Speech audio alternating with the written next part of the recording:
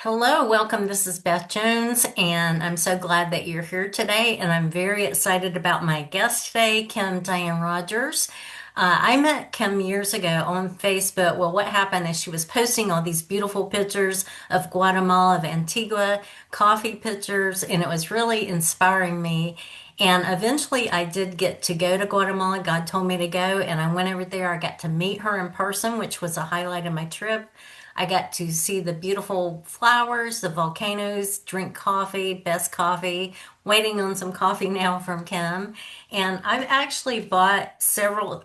Kim, first of all, is an author. She's a speaker. She has a not-for-profit helping the poor women and children over there. She is a model. She's a pet sitter. Basically, she's Wonder Woman. So she really inspires me, but she's got such a heart of love. While I was over there, I did buy some of the necklaces. They have a lot of jade there. It's one of their jewelry that they have over there, beautiful stones. I've got a jade heart on today. I also bought a picture over there. What is that building over there, Kim, that's so popular? Arco de Santa Catalina. Beautiful. It's yellow. It's so beautiful. I loved it. That was one of my favorite things over there. And I also bought some other things from Kim. These are for bread baskets. It's fabric. They make these over there. They're just so beautiful. And I've also bought some of Kim's books. Her memoir, she'll be talking about that today, Resilient. She's also been a writing machine. This is her latest that I bought from her, Romeo the cat. And Charlie Tuna. She's been writing about the animals there in Guatemala, but using them as powerful stories of encouragement and truth. So the last time I interviewed Kim, if you did not see that podcast interview, be sure to check that out, where she was sharing her story about actually moving there, buying a house, and helping the poor people. But she's done a lot since then. So that's where I wanted to pick up is she had I think that's after her divorce, and then she went back to the United States thinking that she was going to stay in the United States. The plan changed. So I want her to share about what has been happening since then. So Kim, I'm going to mute myself and give you the mic, and then I'll come back on after you're finished. Okay, well, thanks. So exciting to be here. Known Beth now for 6, 7 years since she came down. We met in Diane Cunningham's um, networking group many years ago, and liked my posts about coffee in Guatemala, and she beat me down after COVID. That was really fun. And I wish she would come back now because when she came, like I was just so brand new. But we had fun, and we'll have fun again, hopefully. Yeah, So I'll come back. I'll come back. in the last year, so much has happened. Um, yeah, so revisit my last podcast, and I have this long story about how I got started coming to Guatemala, and then in 2018 felt called to start helping, and I founded a nonprofit, Heart for Guatemala, and ran that for about 5 years, and then 3 years ago got married for the third time in the ruins of Santa Rosa here in Antigua. And from the week of the wedding, things kind of went downhill after knowing my ex-husband for 3 years. That we got married, and then it just fell all to pieces. So we limped along for about 14 months, and I went home to visit my parents, and then things escalated, and we were separated about 11 months, and the divorce was final almost 1 year ago. In another 11 days, it'll be exactly a year since the divorce was final. And during the time that I spent in the separation in Walla Walla, I had decided I was going to stay in Walla Walla. And so I bought a car and applied for a graduate school and was accepted and had housing lined up. And then my friend MJ invited me to go to Chile, and she and I were both exchange students there 40 years ago, almost. And so, it seemed like the perfect time, and I got really excited about that. And so last February, she and I took off for 12 days to Chile, and then I stopped in Texas on the way down and on the way back, and I was that close to Guatemala, so I thought, oh, one more trip to Guatemala. Plus, there was a Rotary Club that was coming down to visit. So I came down. in March last year, thinking I was just going to pick up a few things. And then my neighbor told me about this house for sale. And I said, oh, what the heck? Let's go look at it just for fun, right? And we came out here to this house and I walked through and just couldn't believe that it was exactly the amount of money I had left over after selling my first house and paying off all my debts. So, I thought, well, what am I going back to school for? My ultimate goal was to get a job to make enough money so that I could eventually return to Guatemala. And I figured that if I had a paid for house and I didn't need a car and I didn't have debt, I'd figure out some way to make some money. So that's what I did. I walked through the house and it was brand new. Um, and I was just really pretty. And it's in a gated neighborhood with a dog park just, a few doors down. And I just thought, oh, this is perfect. So I wired the money, bought the house the next day, went home, signed the divorce, and came back 10 days later and got in a fight with my ex-husband because I didn't put the furniture and art in my divorce decree, and we actually got married and divorced in the States paperwork wise. So it was going to be a long, hard hassle to get my stuff back, and I just bought everything all over again. The only thing I really got from my previous collection is that picture over my shoulder of Sarah de la Cruz, which I had commissioned during COVID by my one of my favorite artists, Sergio. And my friend got that back for me, and I'm really glad because it's like one of my favorite things that I own. And now I have a new house full of new furniture and new art that's better than what I had before. And I did not plan on putting this house on Airbnb, but by the time I bought the house and had to furnish and decorate it, I had spent all the money that I had pretty much. So I decided to put it on Airbnb so I could get some income coming in. And that's when I got the idea to pet sit. So I would have a place to go when I rented my house. And then I would have income from the house, some place to go for free, and be around pets, which I like, but I didn't feel like I should have my own pets because I would be traveling and so forth and so on. So that's how I came back, bought a house, furnished and decorated it, put it on Airbnb, started pet sitting. And in the midst of that, I also started writing. And Beth it was the one that, well, one of the people that inspired me to start writing years ago. I started to write My Heart for Guatemala during COVID, but I didn't really know what I was talking about because I had only been vacationing in Guatemala, not living here at the time. So I never published that book. I only got, a few chapters done. And I shelved it, and then I started writing again as therapy for my divorce. So I started like in January, so a little over a year ago, I started writing that book. But then I started traveling and got all distracted, buying a house and all that. And so just God's providence brought me full circle back to a friend that I had made in 2019, and it would be David DB Jenkins is his author name. DB Jenkins is David Jenkins from Utah, and we reconnected after not talking for a few years. And he's an author of about 10 books, and I suggested that he write a novel set in Antigua because he came here once and knew the town. And surprisingly, he did. He wrote a book in about 3 weeks, 31 chapters, and I told him to name it Conche. It's inspired by my life, but not my story. So it's a beautiful story, and I was just so impressed by it. And I'm still trying to find a movie producer for it because I think that besides a novel, Antigua needs a movie. So I think someday we'll have a movie here. We'll see. And so I was trying to write my book, but having a hard time focusing and concentrating. And it turns out that David was starting a company called Eternal Ink, where he was going to help authors get their books done. And so I became his first client, and he helped me write Resilient. Um, there you go. Thank you. 'Cause I didn't grab my copy. So that's Resilient, 53 chapters because I was 53 years old. And it's basically my life story of resiliency, of falling down and getting up, starting again, going through three divorces, not one, not two, but three. And everything I've learned from that, it's resilient and learning from all my mistakes.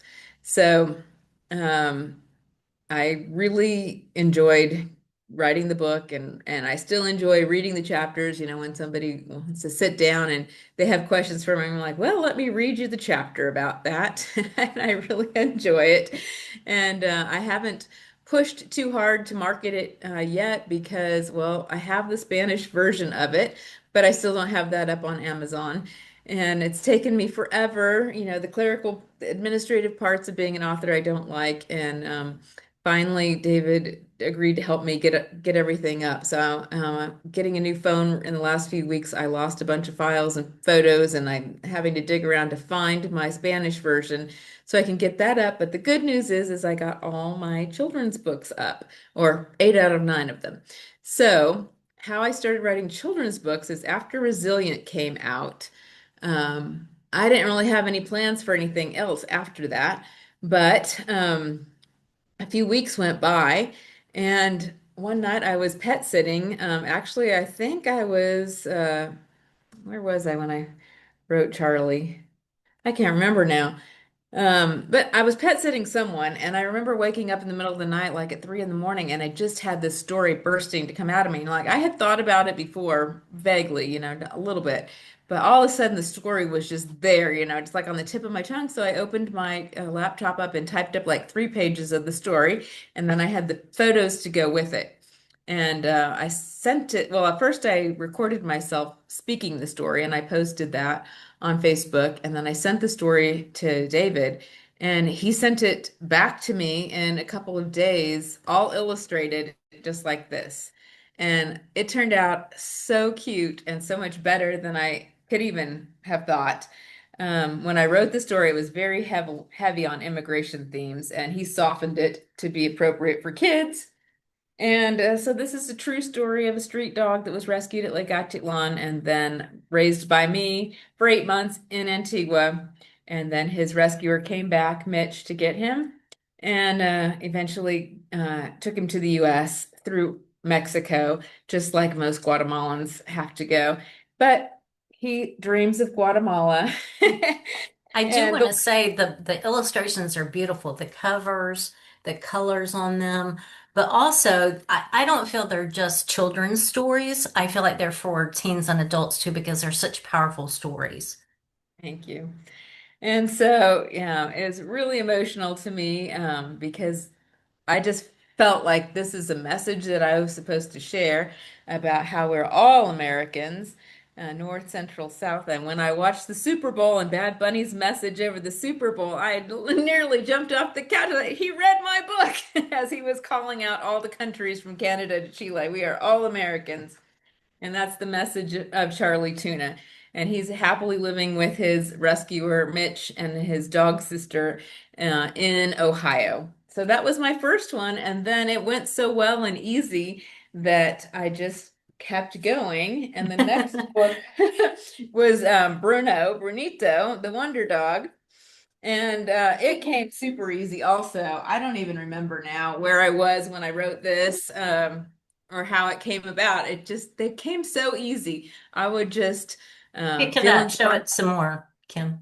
I would just feel so inspired that I would just open my laptop and type out 2 to 3 pages of the story and then upload about 8 to 10 photos from my phone of the dog, of the pet, because these are all true stories. And then he would illustrate and send it back. And so this is Bruno dog that I had at Casa Corazon, which was a house that I rented with my ex-husband right there in Hocotenango. And it's the story of how I really wanted a dog. And I mean, Charlie was my first dog, but he was just a long-term pet sit. And Bruno was actually our dog and rescued by a nurse, and then she got him back healthy again, or pretty healthy, and then we took over. And it's a story of how he was rescued and where, and then the joy that he brought into my life. So And so, sweet. And Kim reads these books on Facebook and she cries and laughs and her reading is really the marketing of the books, but they're just very moving stories.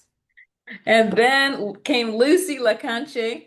I've pet sat her now 3 times over about 10 weeks worth, and she lives in downtown Antigua, and she's just my sweetheart. She is really something special. And so I had the idea to dedicate this book to the people, especially the women and children of Antigua. Each book is dedicated. The first one to my kids and grandkids. The second one to the little boy who inspired me to work in education in Guatemala.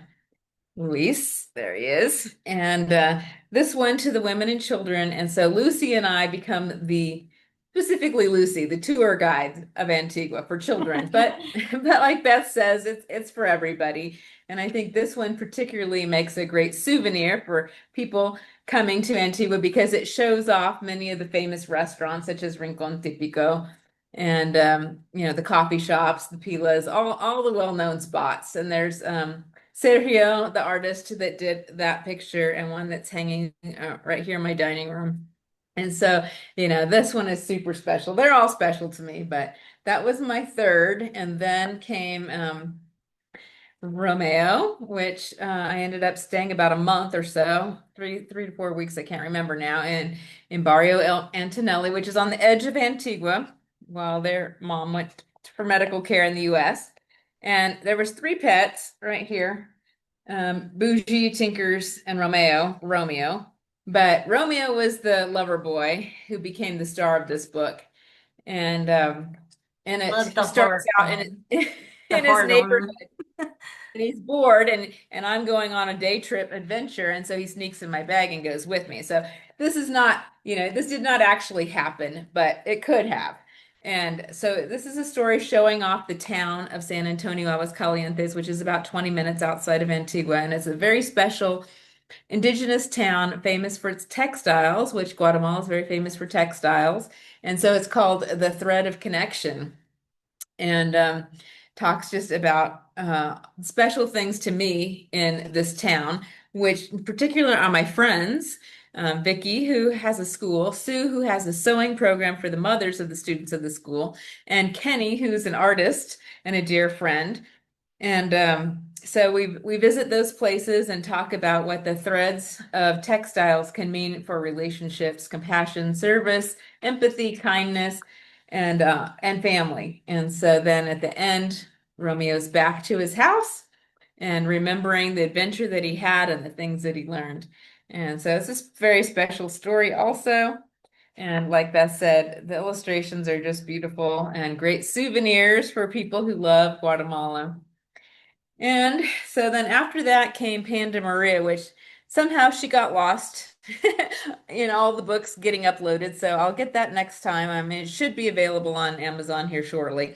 But that's a book about Echo Farms, which is a very special place located in San Felipe next to Hocotenango, about mile and a half, I'd say, from downtown Antigua. And it's a farm and Panda Maria is a dog rescued by the brothers that run the place.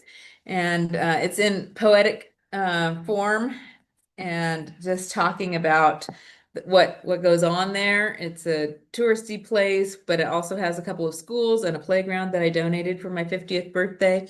And so Panda welcomes people and plays with the kids and talks about the joy of reading. And because I'm working with the boys, with the guys there in the community to get a permanent library built there for the farm and for the community. There's a temporary one right now, and we would like to get a shipping container.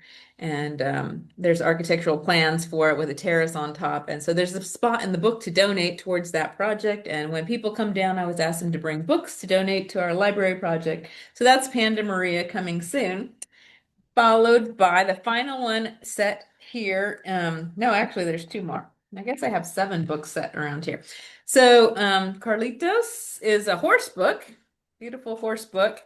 And I'm this waiting is on that one. it should be coming any second to your door because today's Thursday, right? Yeah, Kim is my Guatemala store. I buy coffee from her and books and jewelry. So this is my friend Nicole. She came from Florida a few years before I did. That's her. She's so beautiful. And that's her beautiful horse. And she started rescuing horses that were abandoned. This is me at our horse farm in Finca in Las Nubes. And she found that this one special horse helped rescue her. Similar to how dogs have helped me, this horse has helped her.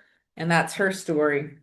And so with this book, people can support with this QR code, support the horses and her horse rescue project. So she is another example, along with the ladies in San Antonio, Vicky and Sue, and so many of my friends here that run nonprofits, support nonprofits, volunteer their time to give back to the community. And Nicole is a great one. So got that, Carlito, and followed by Tabby moves abroad. This is a true story. Well, story that I made up based on what I heard from Tabby's owner. And I pet sat Tabby for a few weeks in Panorama, another little town right on the edge of Antigua. And so this is a missionary cat that came with his family from Pennsylvania. And when he heard that they were coming to Guatemala, he was like, what the heck? Why would we want to leave Pennsylvania and go to Guatemala? Like, don't you know that Guatemala is a scary place? Because all the Guatemalans want to leave, right? That's what he heard. And so his family said, no, we're going to go. God's calling us there. And look at this face. He's like, I don't know about that, because he had to get shots and a cat passport. But he wasn't about to let his family go alone. So they packed up and arrived from the airport at night to their rental house in Panorama. And then he soon found out it wasn't at all like he it was expecting, that Guatemala is actually beautiful with volcanoes and flowers and blue I sky. agree with that. I was so scared to go there because of volcanoes and earthquakes, but it's so beautiful and special.